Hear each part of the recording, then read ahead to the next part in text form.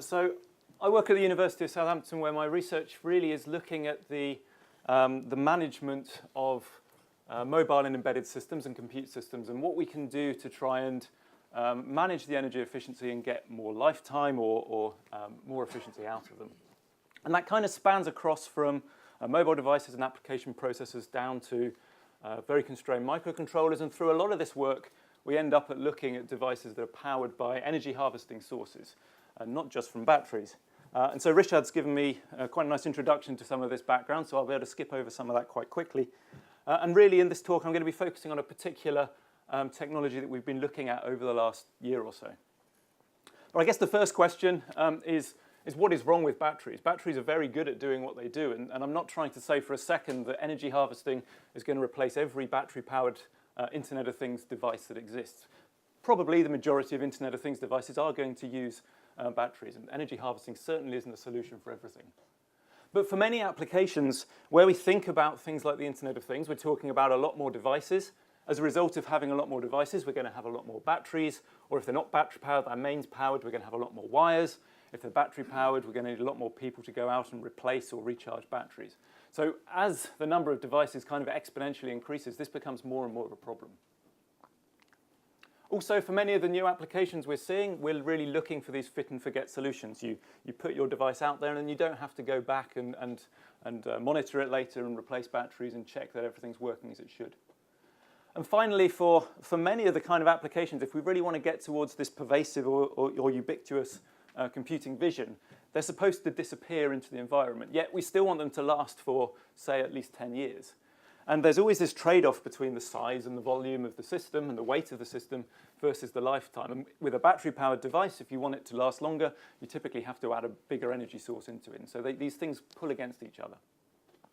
So one of the solutions to all of this is energy harvesting. We can harvest energy from a variety of different sources, from solar PV, vibration, fluid flow, thermal gradients, mechanical forces. And energy harvesting is something we've been researching at Southampton for a couple of decades now. But something you'll notice, really, if you look at the majority of these sources, is that they all have characteristics that vary quite considerably in time. As the light level changes on a solar cell, the amount of power you get out of it changes, and so on with all the other kinds. And also tend to vary very much spatially. You're not going to get the same amount in a different location or on a different person as you will for yourself, for example. And so we always have this problem in energy harvesting systems that our supply is very variable and often very unpredictable. And often the device that we're powering, the compute, is event-driven and therefore variable in itself and often unpredictable as well. And we have this battle of trying to couple these two variabilities in our system. Now, the way that people have been doing this for the last 10 plus years or so, running these systems, is that you effectively think of it as a buffering problem where the amount of energy that we're harvesting has to equal the amount of energy you're consuming over a reasonable time period. And that time period might be a day for solar power, for example, where over the period of a day you consume as much as you've gained. And to do that, you add an energy buffer in the middle, and that might be a rechargeable battery, or it might be a large supercapacitor. So you add this device, you add some power conversion circuitry to get the power as efficiently as possible from the harvester into the storage device, and then you have some more power conversion circuitry to use that effectively with your load. And this can work very well. And this is called energy neutral computing. You're trying to manage energy in, energy out equals 0. But if we think back to the constraints I presented earlier, we end up then, so there's two examples here. This device in the middle is a nice solar-powered node, nice planar solar cell with a large supercapacitor stuck on the side, going against this idea of really reducing down the volume and size and weight of our device. The picture on the right-hand side is from a project we were involved in a few years ago where we were developing a condition monitoring device powered by vibration energy harvesting. And you don't really need to be able to read everything that's written there apart from, so this is all for the kind of powering side of this device. Just the complexity involved in that device, the amount of electronics, components, again, size, volume, etc. And if you start looking at some of these emerging applications, as I hinted at earlier, we want things to be really small, lightweight, pervasive, and ideally low cost in many cases as well. And adding in these additional storage elements and additional bits of circuitry kind of pulls against that desire. And so a lot of the work we've been looking at over the last few years has been trying to remove or minimize as much as possible that energy storage element, and also removing as much of that intermediate power conversion circuitry as possible as well.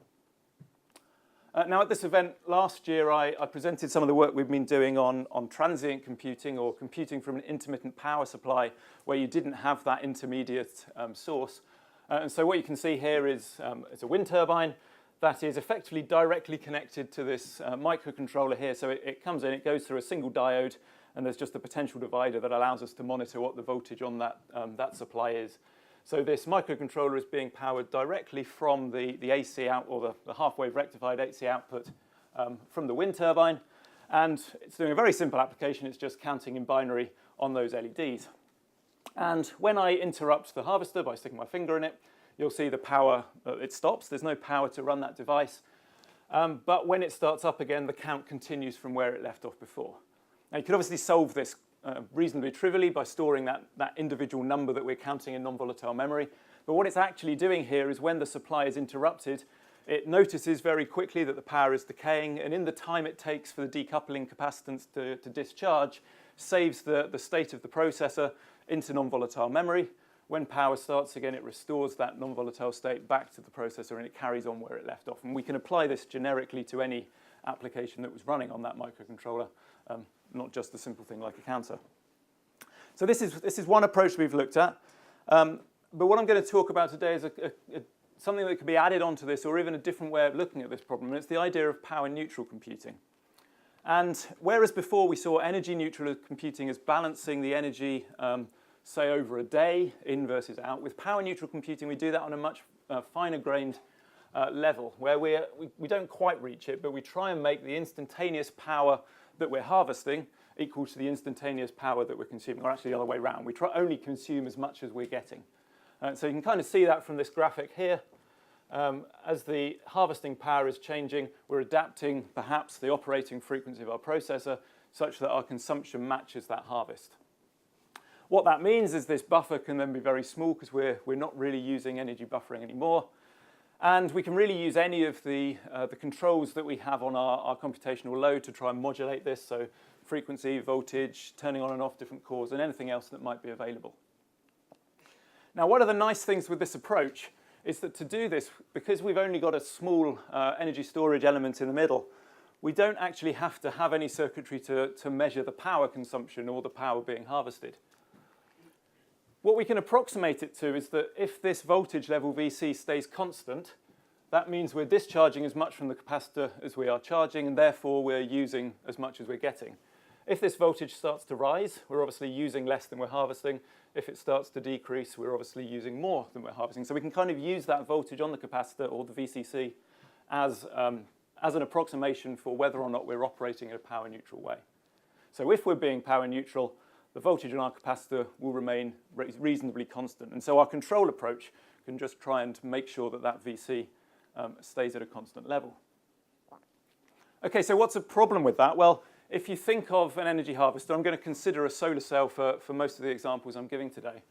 But with a solar cell, it has a particular IV characteristic, and that IV characteristic ends up with a PV characteristic, which is that the blue trace there, which basically says the voltage that you're operating that cell at will give you a different power output. And ideally, you want to operate it at its maximum power point around here, which is where you get the most power out of the cell. And so if we operate our system at a constant voltage, then we're obviously only operating on a single point here, and we could make that voltage this point here. But as the amount of light shining on that cell changes, this curve shifts from the left and the right, and so we wouldn't be able to keep that at the same level. So traditionally, maximum power point tracking approaches are needed in systems because this voltage here on our load is different to the ideal voltage that we want to be operating the cell at. And so maximum power point tracking techniques try and isolate the consumption side or the load side from the supply, so the supply sees the matched impedance that it wants, and then the maximum power point tracking approach converts that so that the rest of the load can use it. Now, one of the nice things with this software-based approach, or this power neutral approach that we have here, is that we can then change and slowly modulate the voltage that we're trying to control our operation around so that it can track this maximum power point. So instead of keeping our capacitor voltage at a constant, we can then move that around so that it tries to track wherever that maximum power point voltage is instead. And through doing this, instead of using the additional circuitry that is usually required for maximum power point approaches, we end up with a software-only approach of being able to track this, again, requiring very little additional circuitry in order to make the operation work effectively. So the approach that I'm going to be talking about today is we've called momentum, which combines a few different approaches. The first is this idea of power neutrality, power in equals power out. Secondly, it's the idea of trying to track this maximum power point or maximum efficiency point of the system. And then thirdly, we add in this transient computing ability so that if it ends up harvesting less power than it can use, then it can turn off gracefully and come back to life later and carry on where it left off. And we postulate that by adding all these three things together, we'll be able to increase the forward progress of our application. We'll be able to do more with the available energy and within the available time. So to give you an illustration of how this might work, this is the voltage on the capacitor at the top, and the blue line here is the power being harvested, and the red line is the power being consumed. So at the start, our capacitor is empty.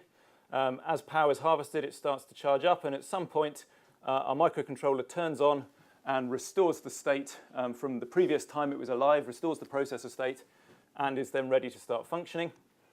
When it's then operating, first of all, it's behaving in a power-neutral way, and the consumed power is tracking the harvested power.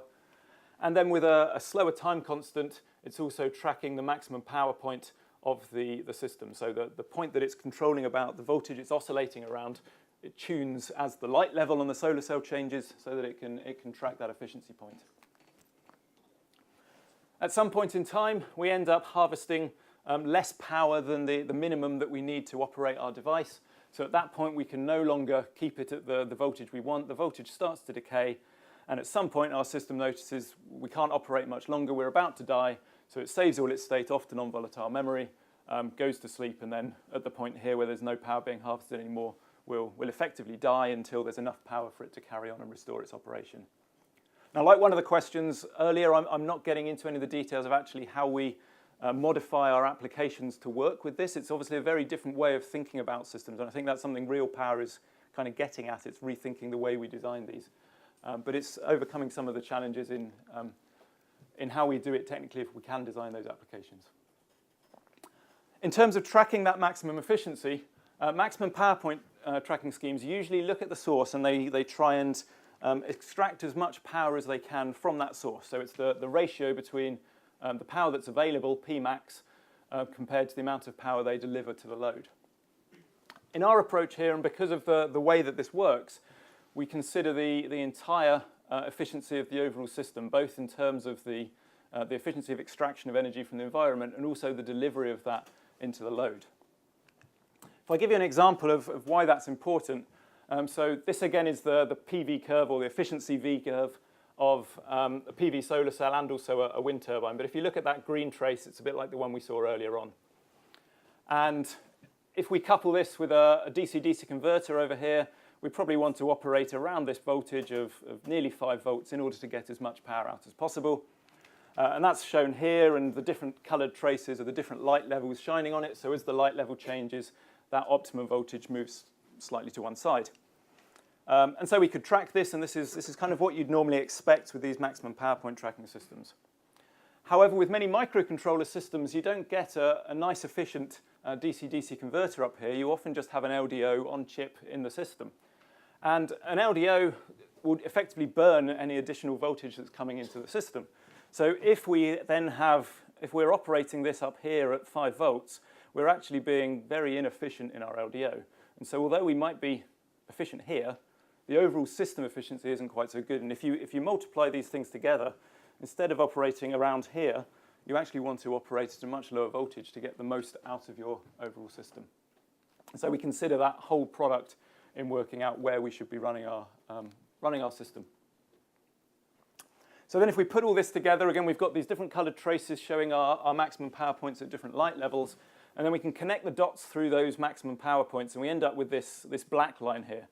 And this black line is effectively the relationship of the voltage we want to operate at for the different powers that are being harvested at any time. And again, one of the nice things with this, because we're operating in a power neutral way, as well as that being the power that we're harvesting, it's also the power that we're consuming.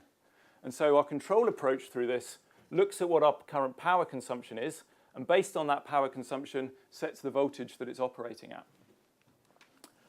To reduce the overhead of doing that, we discretize the levels that we can operate at, and that's obviously coupled also to the operating points that you have on your system. And we also add a bit of tolerance to where we wish to operate. So we have this V high and V low separated by V width, which is a few percent on that maximum power point. And so effectively, if we're operating here, we'll stay at this level, we'll stay on this operating point of the system. If we were to drop below the minimum, we'd then skip down to the voltage below that and continue to operate our system. We validated this on two platforms, both a low-power microcontroller. It's not an ARM microcontroller, it's an MSP430, and also an applications processor that is an ARM. It's a big little, so 4 cores, 4 little cores and 4 big cores. And we have to add an additional circuit onto both so that we can monitor what the voltage currently is on that system. So it's our upper threshold and lower threshold to detect these triangles and circles, but it's all stuff that could be put on chip if necessary. We validate it with 2 applications. So the microcontroller runs a fast Fourier transform. We characterize that for the different frequency points that the system can operate at. And on the Odroid, the applications processor, we run a face recognition task and again characterize the power for all of the frequencies and also the combinations of different cores that we can turn on and off. The momentum approach that we're proposing provides a hierarchy of how you build your control scheme out of the different controls that are available for low power. So on the MSP430, we only have the ability to change the frequency. It's DFS, not even DVFS. So effectively, if we reach one of those triangles here, the triangle or the circle, then we either increase our frequency by 1 level or we decrease our frequency by 1 level. Quite a simple approach.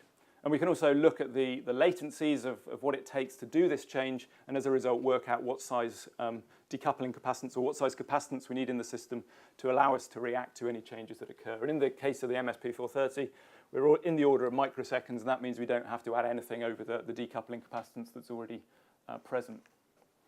With the Odroid, we have more controls at our hands. So when we characterize these, we find that the ability to change frequency is much faster than the time it takes to add and subtract cores from the system by over an order of magnitude.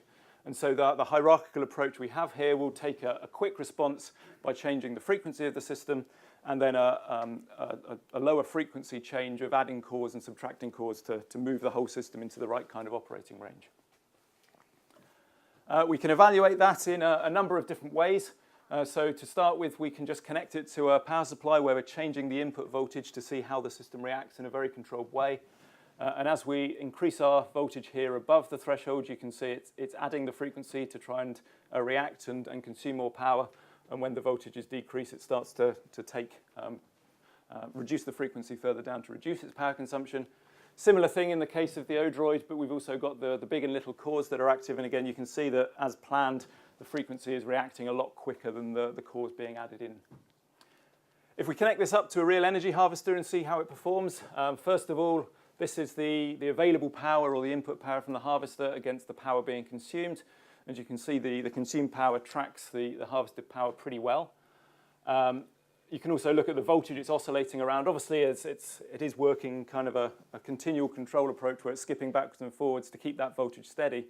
But you can also see the general trend where about halfway through here, it adjusts its maximum power point voltage by raising the threshold slightly.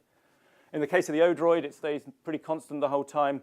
At this point here, it's not harvesting enough power to run the Odroid on a single core at the lowest frequency. So at that point, it can't do anything else apart from die effectively. Slowly the voltage will drop until there's not enough energy left. Quite a nice interesting result is if we take a measurement of all of the power consumption points of our devices against the voltage it's operating at that time. And so that's the scatter plot you can see here. And then we've superimposed on top of that those upper and lower thresholds that we had from our maximum power point. And so what you can see here is that the majority of those points are within those bounds, so we are operating in the region that we want to. The only places where it doesn't are down here and down here, and this is the point where there is no lower operating point left in the system, so we're either operating at the lowest frequency or a single core at the lowest frequency. And so there's nothing we could do in that case anyway, and it's on its way out.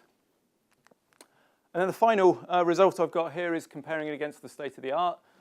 So this first one is effectively the approach I presented last year. So effectively, it can die, it can save its state. When it comes back, it runs at the fastest frequency it can until there's no energy left and it dies again.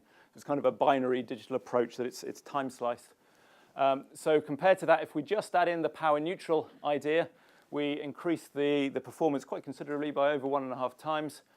If we also add in the maximum power point, maximum efficiency point tracking, we get a slight increase, a slight further increase in the number of calculations it's able to do. On the Odroid system, the comparison we're making is actually the power save governor. And for any of you that know anything about the governors, you might think that's not a particularly fair comparison to make. But actually, if you go for any of the more power-hungry governors or the more aggressive governors, then they actually can't operate from the energy harvesting source because they don't react fast enough and they die too quickly. But comparing it against an approach that just has the power neutral ability of trying to match incoming to outcoming on a constant voltage, we get about just over 1 billion instructions per second. And then again, we get an increase of that by being able to move the steady state operating point in response to the maximum power point. Okay, so I think in the interest of time, I won't go through the list of things I've just told you, but it's basically this combination of power neutrality, software-based maximum power point, and transient computing that come together to increase the forward progress we can make. I'm not the only person that can take credit for this. Some of them are in the audience. So there's Ben, who's a PhD student, Yorgos, who was an undergrad doing an internship with us, Domenico, who's a postdoc, and my colleague, Alex Waddell. So thank you very much, and I'm hopefully got a few time for questions.